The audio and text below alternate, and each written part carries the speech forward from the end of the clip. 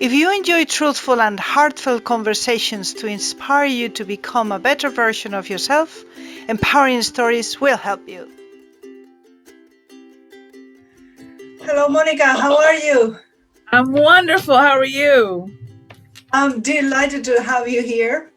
For all of you, Monikah, it's a beautiful woman. You can see that already. But not only that, that's a talent. But not only that, she's also an executive coach, a business mentor, a TEDx speaker. And what I love about Monikah as well is that she defines herself as a creator, women, wealth, and worthiness. You are the creator of women, worth, and worthiness. Is that correct? Yes, that's the name of my program. Yes. So, and she's going to talk about empowerment. She's going probably to talk also about a podcast that she runs with another beautiful lady, a very powerful podcast, by the way.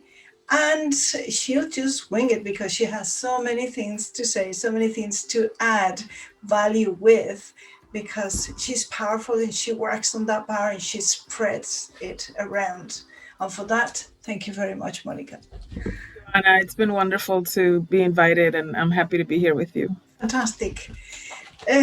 Tell us, Monikah, tell us about empowerment. Tell us, if you want to share, what was the before and after? Was there one point in your life that you said, this is it, and now I'm going to be my best version? Or how did it happen? How did you become the person that you are now?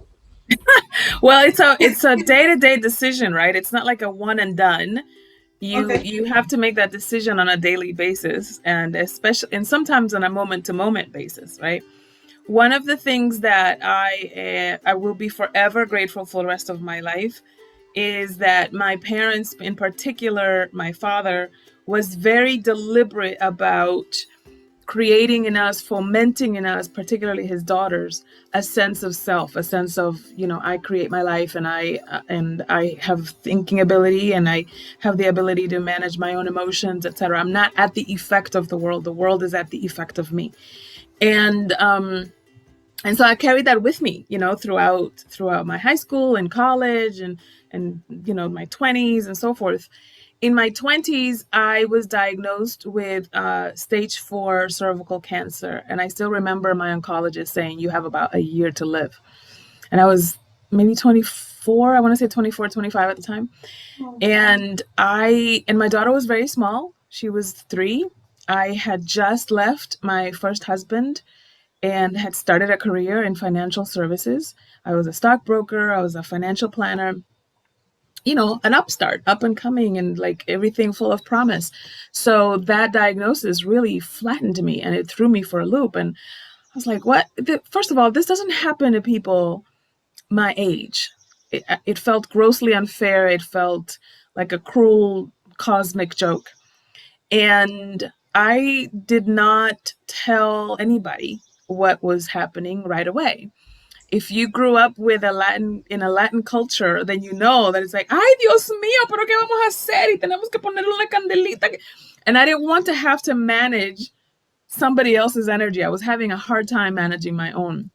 I was like, I can't deal with mommy's crying. I can't deal with papi's incessant questions. I'm just going to keep this to myself and manage it myself and see, after I get my own bearings, how I can, engage other people to do the same. And I remember setting up an appointment with my pastor at the time. Her name was Reverend Dr. Mary Tumpkin, also a very powerful woman. And she was rushing from meeting to meeting. And I sat down in her office, and she came in, and she's like taking off her robe, and she sat down kind of like, okay, I got to go handle this too, right? So you can tell that she suffered no fools. She's one of these women that is like very bottom line, give it to me straight. So she said, which conversation are we having? I said, what do you mean? Maybe she didn't know. In my mind, I was thinking, maybe she doesn't know why I'm here. I'm here to get some counseling, spiritual counseling about cancer, But I didn't say that. She goes, well, which conversation are we having? Are you getting ready to live, or are you getting ready to die? Because if you're getting ready to live, then all this fear and all this, oh my gosh, and I'm going to have to plan my funeral and blah, blah, blah, that's completely irrelevant if you're getting ready to live. And if you're getting ready to die, then this conversation about health alternatives and healing and that's also irrelevant. So basically, she was kind of saying, like, pick a lane so that we can be focused on our intention and on our activities and on our behavior and our thinking and our feeling. And the lesson for me in that was that, number one, the assumption beneath the question was a powerful pivot for me. The assumption underneath the question, which conversation are we having, implies that we have a choice. Yes. And to me, I was like, I was not aware that I had a choice about whether to choose to live or whether to choose to die. I'm thinking if you get a diagnosis about cancer, you're going to die, and there's no choice in that. Yeah. And so for me, that was very liberating and empowering. And in that 30-second, which would to the naked eye look like somebody in a rush and being rude and stepping over people, to me that was very, very liberating. I was like, I came what I got here for. I got what I came here for, right? Totally. And from that moment, I decided, no, I want to live. And she goes, oh, okay, well, let's have that conversation. Let's have that conversation. How do you manage your emotions? How do you manage your thoughts? And how do you align your behavior with those thoughts and feelings so that you get the result that you say that you want? And needless to say, here I am 20 something years later, cancer free, and have been for 20 something years. And it was an important pivot very early in my life, because out of that realization that I have a choice in the cause of my life, then I decided to start a business. I decided to fight for and advocate for my right to own my own intellectual property in my career, and decided to become a business coach and so forth. And so here we are 20 something years later. And now I'm much more interested in mentoring up and coming entrepreneurs in creating their own life, right? So I'm like, okay, I've gotten the awards, I've gotten the degrees, okay, it's a different phase now. Now it's not about making it and hustle. Now it's about passing it on. And so for me, the impetus behind creating a program like Women, Wealth, and Worthiness is about lining up the already natural way that women produce wealth. We are already wealth producers. And if you go back far enough in another century, we were a line item in somebody else's wealth production line. And so for us, it comes very naturally. The question then becomes, can you consider yourself worthy of having wealth and not just being wealth for someone else? Yeah. Being wealth for your employer, being wealth for your family, being wealth for the community, but rather having wealth for yourself. And that's a distinction that for some people it takes a lot of work to undo some programming about gender dynamics and about your role in the world, et cetera, et cetera. And that's what that program is about. Wow. It sounds amazing because, as you say, we are wealth creators. Funnily enough, the last person that I interviewed, Dr. Omai Coffee, she was saying exactly the same, that us as women, we can produce so much wealth. Another thing is that we do, but we have the capacity. It all depends on where's our mindset. And our mindset could be, let's serve others. And in that case, we push the wealth away. And as you say, we're producing somebody's wealth, but not ours. When, correct me if I'm wrong, but if we produce all the wealth that we can for ourselves, wouldn't that mean that we produce more for the others? Or if we do it for ourselves, maybe we're taking it away from others? Because that could be a barrier that some women wouldn't be comfortable to cross if they think that way. Oh, if I become very wealthy, or if I look up after myself too much, then what's going to happen with, and then the long list, children, Yeah, I hear what you're saying. And, it's interesting because all the studies that I have read and that I have come across have shown that when women create wealth, they do not create wealth just for themselves. It's not about, oh, let me get a Lamborghini, let me get the shoes, let me get a bigger house. We don't do that. We typically say, oh, okay, now I can send my kids to school. Now I can buy my mom a home. Now I can retire my husband. Now I can, you know what I mean? So it's always about spreading the wealth. It's always about, let's lift everybody as I climb too. So you never have to. It's like women who say, oh, I don't want to lift weights because I don't want to get bulky. You won't. You're not built that way. It doesn't matter how much weights you lift, you're not going to look like Arnold Schwarzenegger. And it's the same thing with wealth. It's like every time that you go after money, you're not going after money. You're going after choices that money can facilitate. And those choices can be, how can I live my life with more ease, with more comfort? And how can I facilitate ease and comfort for the people that I love and for the people that matter to me? And sometimes those people that you love and matter to you aren't just family. It could be a cause that's very dear to your heart. You may have a big, big commitment for homeless people, for people who experience homelessness. You may have a big heart for people who experience domestic violence. You may have a big heart for people who experience educational challenges and you want to, you know, give them scholarships or make schooling easier for example, girls who may not have access to education because they live in a rural community and they have to get out of school so they can support their families economically. So if they had access to wealth, they wouldn't have to leave school. And so that way, when we empower women to become wealthy, what we're really doing is spreading the wealth by activating the agents that are going to alchemize the entire community. Yeah, so it's always about the rest. So women of the world become wealthy because we're very well fixed for that. The world needs you to be wealthy. Are you kidding? If we put let's say 100 women in one room and we get them all together, we empower them to be financial engines in their own nations and communities and families, etc. I promise you, I'm willing to die on this hill.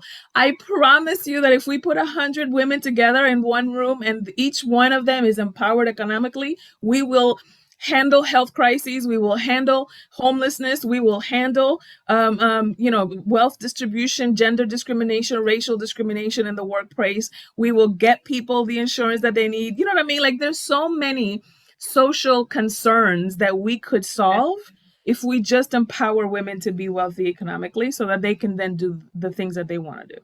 Yeah, plus we would never send our children to the war. Never. Right. Because what's there to fight about? We already live in an abundance universe. So it's like, I don't need to take what's yours. I can build what's mine. You go on and live your life. Vaya con Dios. You know what I mean? Yeah, I suppose that's more of a masculine thing of mine is bigger than yours, and then I need to have more land or your resources or your Right. people or whatever it is. It's about having, having, having. Actually, Monica, I'm thinking that I was watching this documentary on YouTube, and it was about having a lot of money, not about wealth. It was about having a lot of money, and there was this gradation of what do people do when they get their hands on money. So the beginning is the bling bling. Yeah, yeah, jewels and shoes and clothes and all that stuff. Then is cars. Then is houses. Then is airplanes. No, Yeah. boats first, and then airplanes, and then you know what it is? People. Is people. So when men, this was mostly men. They want to own others in the shape of sports or companies or things like that. But it was about owning, owning, owning, owning. Well, see, we don't However, have to own people because we could just produce them out of our own wombs. We that's don't have to own them. We just make more. exactly. It's just more of a male approach, I suppose. And I think it's about balance between one and the other, not one against the other, but about the balance. What can you tell us about men and wealth? If you have any experience on that, or you have any views that you would like to Yeah, share. well, I mean, and here's what I want to say about that because we have to resist the temptation to make men, first of all, generalize about all men, but also making men to be kind of like the bad guy or whatever. Because I think that they're also victims to that kind of thinking. Yeah, It's not all men or all women. It's the thinking that's the problem, right? And yeah, so the thinking says that your worth is, and you're only as worthy as you are useful. And if you can't be useful and if you can't perform, then I don't have any use for you, and then you don't have any value. Men have been taught that as well. And so there's a huge race to see who can be the busiest and who can get more done. And that's where the hustle culture was born. Like, look, I get up at 3 and I go to sleep at 2:59, you know. And so And that's why men are dying of heart attacks and of, erectile dysfunction is an issue, because it's like you can't even own your own virility and your own worth as a human being, Yeah. because you are seen as a mechanism for somebody else's agenda, right? And so what tends to happen with generational lessons that are passed on from generation to generation is, if I learned this from my father or my grandfather, or the elders before me, then this is how I'm going to be, so that I can get their love and their approval. And therefore, when I have children, I'm going to pass this on, because that's what I learned. I don't know anything else, right? And so it takes some friction to be able to confront the things that no longer work, right? Imagine that you and I get in a car and we have a map and we're driving around the city of Miami. And then eventually we get out of Miami and we go to Jacksonville, Florida, or we go to New York, right? But then that map that used to take us around and used to tell us what to do in Miami doesn't work in New York. If you're looking at for, Calle Ocho in Miami and you're in New York, you're going to be like, I can't find Calle Ocho and I don't know where it is. And you're thinking there's something wrong with you. No, there's something wrong with your map. That map no longer fits where you are. And so for men, it's the same thing. It's like, we don't live in the industrial revolution anymore. You are not a cog in a machine. You now have to redefine who you are and how you produce value for yourself, so that then that can translate into how you produce value for others. And for some people, the not having that answer is its own brand of wrongness, right? Because in many generations, it was like, you're supposed to know, and if you don't know, then you're stupid, or what's wrong with you, but there's power in that pause of, I don't know, and let's explore, let's be curious, let's contemplate. Yeah, let's be That's vulnerable. a part of human wisdom that we haven't celebrated always. Hmm. Yeah, let's be vulnerable. Let's just, yeah, own our own shit and own our own mistakes. And so what? Nothing Right, happened. There's no need to. right. Yeah. What about children? What can you tell us about children who are the children of empowered mothers, or how are they, in your experience, how are they turning around now? Because now life is different. Apart from the fact that we have been locked down for so long, at least in this part of the world, machines, screens, and easy, anyone can buy shares just at the touch of a button. There are so many people out there telling us what to do, what not to do, how to become the most fashionable, the most successful, to get a bigger following. How is all that impacting the younger generations? How do you see that? Children are inherently very resilient. And if you can just take, there's a universal law that says, as above so below, as within so without. And it's kind of like saying that the micro is a small representation of the macro, right? So one drop of water in the ocean has the same quality as the entire ocean, right? It may change with volume or temperature or saltiness or whatever, but the characteristics of it are the same. And in the same way, children are, if you think of like the human life, like when you were little, you could eat whatever. You could eat mud. And your body would be like, okay, she's feeding us dirt, whatever, we'll make this work. Right? And children are kind of like that. Children are the microcosm of the larger human life, right? And so children are very resilient. They're like, oh, okay, you're bullying me, okay, then I guess I'll work with this. Or they reason their way to make the world make sense for them. And we as adults need to support them and help them in having them have the world make sense in a way that empowers you, because you're making it up anyways, right? There are some people that live their life thinking that bullying is fuel for them to be even more empowered, to try harder, to prove the naysayers, to, go and succeed no matter what people say. And then there are some people who crumble under bullying and they commit suicide, or and not to say that those people are weaker. That is not what I'm saying at all. What I am speaking to is that it's the same stimulus, but people have different responses to it. And the reason why people have different responses to it is because of how they have been supported in making sense of the world. If you are not supported in making sense of the world, it is very easy to crumble under any pressure, because the way that human beings thrive and grow through any circumstances is by feeling and observing that who they are is valued by at least one person. It doesn't have to be a whole gang of people.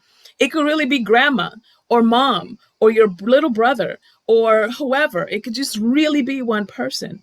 And so that's why I tell people the story of the starfish. I think I may have shared this with you one time that you and I were talking, where there's this little boy who was walking in the beach, and there were a whole bunch of beached starfish. The starfish are little animals that they have to be in the water in order for them to survive. So they can't really be on the sand too long because they'll die there.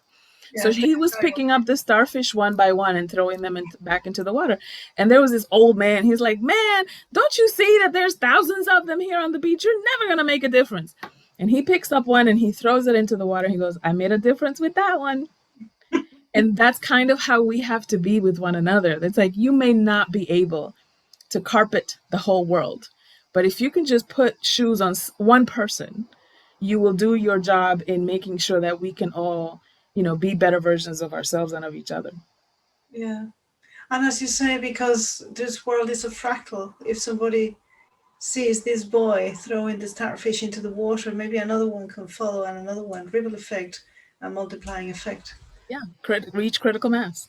Mm-hmm. Exactly, exactly. It's about being kind. It's about doing the best that we can do every single second, and that will And affect. I want you, the audience that's listening, I want you to think of a person that you absolutely love, that you would do anything for, living or no longer living. Just this one person that, oh, I would just do anything for that person, right? Think of that one person.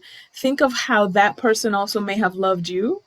Like maybe you had a grandmother, or maybe you had a grandfather or an uncle or an aunt or an older brother or sister who just make sure you were all right, right?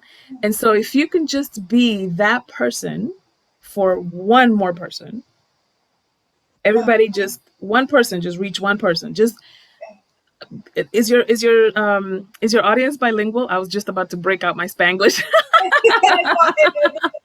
Never mind. I was just about to say, desvívete por esa persona. Just completely be wastefully, ostentatiously loving for that one person, and extra credit if that person triggers the heck out of you. If you're like, "Oh, I could just kill them," if you can just pick that person and decide that you're going to be like a freaking saint, you would be surprised about what you discover about yourself, about your patience, your ingenuity, your resilience, your ability to innovate creative solutions to problems, your ability to start again, your ability to not take things personally, or to take it personally and then drop it and become your whole again. You would discover so many things about yourself that just in that interaction with that person, particularly if that person triggers you, you would be empowered in so many other domains of your life, that that person who triggered you, pissed you off, made you resist, that would be, you would convert that person into the biggest gift of your life, just by your decision to interact with them like they're the biggest gift of your life, for no other reason. They did not do anything to earn your love, your trust, your patience, your resilience, your blah blah blah.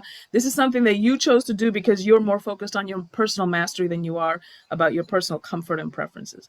And if you were able to do that with one person, anybody who comes to you and cuts you off in traffic, says some microaggression, offends you and minimizes it, you be like, "You know what? I'm imperturbable.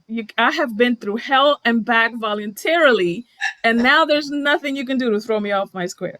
So bring it."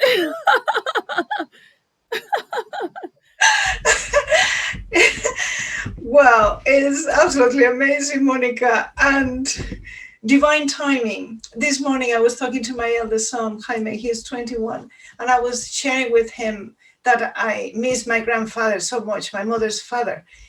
And I became all emotional because he died when I was 18. And I'm 55 now, so imagine, it was a long time ago. And I was telling him why, because he was a very intelligent person. And back then, I didn't have that many intelligent people close by to interact with. I'm talking about, I mean, the 70s, right? Or early 80s, the early 80s, 84 actually. And and I became all emotional. He said, wow, it was so many years ago. And I said, you know what? I had never shared this with anybody. I missed him and I never told anybody. I never told anybody. So just by saying it out loud, maybe he's listening somewhere, or maybe my son became empowered for that because he saw that I was so close to my grandfather, and he never knew that there could be a love so big that lasts for 50 years. For whatever the reason, as you said, because my grandfather, he was not the most popular person in my family. Because of his behavior, his Yeah. drinking habits, and Oh, okay. Yeah. Yeah. Yeah. Yeah. not being very, very faithful. And he was quite lazy when it came to working. However, he was very intelligent. He was very intelligent. And when I met him, he was old already. So all that partying was long gone. Caught up with him. Yes. That's a different thing. And who knows, maybe he didn't have any counterpart to share that intelligence with in the life that he was living with. And he went through the Spanish War, and his siblings, they were fighting against each other, and it was a nightmare. Plus, he was born, his mother was 50 in 1900. Imagine, he was like an ancient It's person. a whole generation apart, And two generations apart. Yeah. it So was, here's what I've learned is that a lot of times, it's easier for us to show the best part of ourselves to children who can very easily see it. And even when for your grandfather, it was very easy for him, I'm sure, to show you his own intelligence, to show parts that other people may not have noticed or may not have valued or may not have celebrated him for. Dump it on the children, kind of thing, because the children are going to just take everything that you give them, and they're going to make it like, oh my gosh, that's such an amazing thing.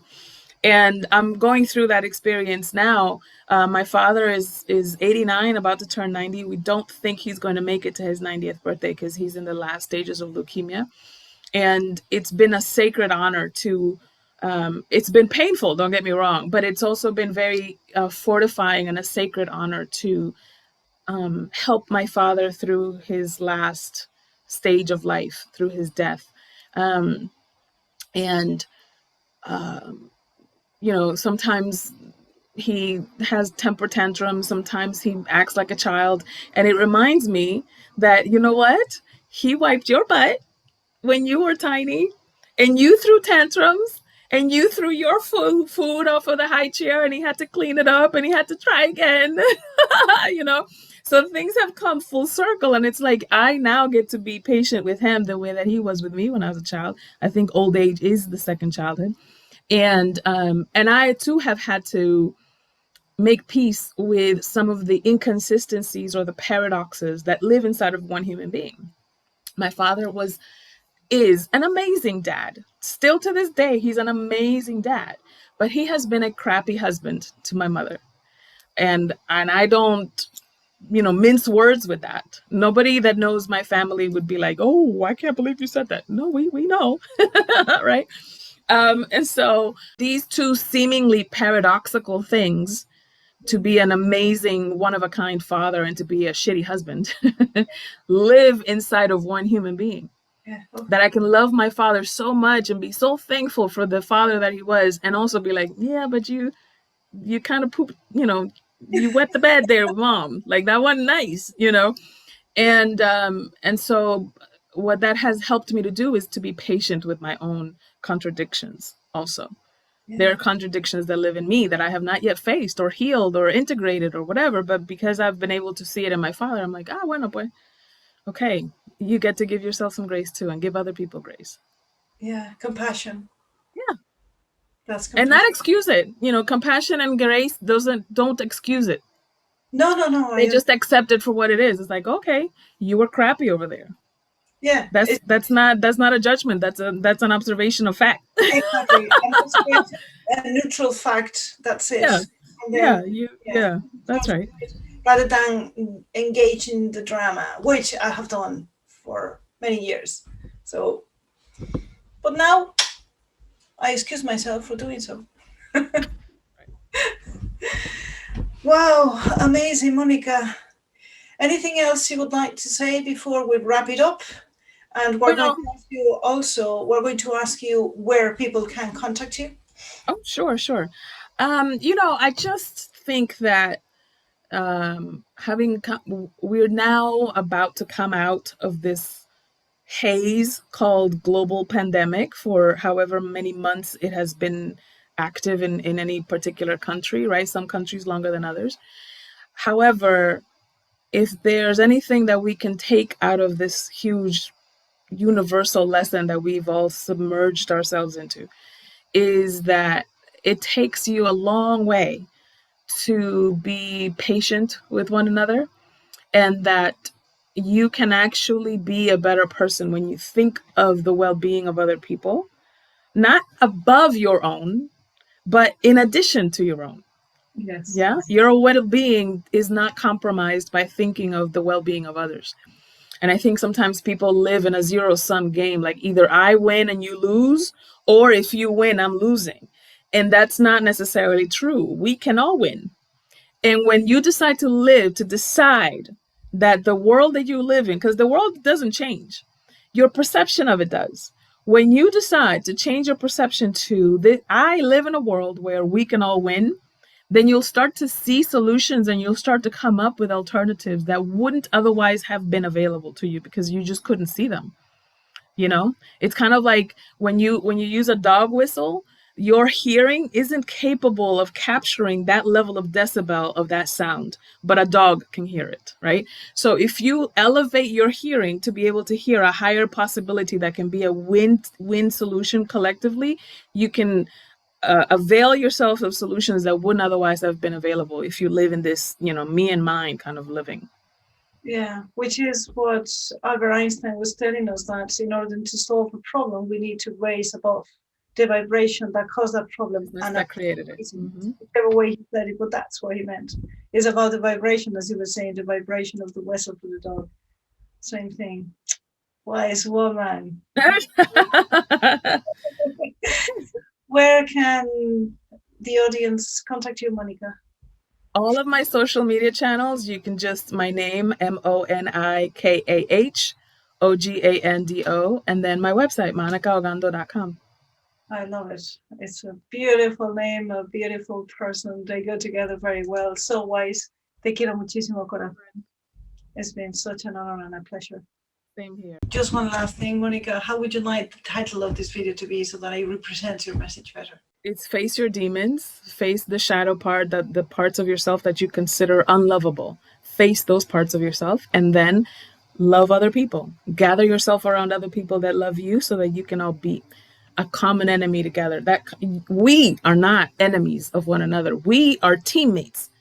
It's this other thing that may be our enemy: poverty, bad health, challenges to the environment, homelessness, whatever. But we get to be on each other's team. So when I face my own demons, when you face your own internal demons, and you clean yourself up, you do your own little emotional hygiene situation, psychological hygiene situation, then you become equipped to be able to link arms with somebody else who has also done their own internal work and say, okay, now let's go to the battlefield and let's do this together. And then we become invincible.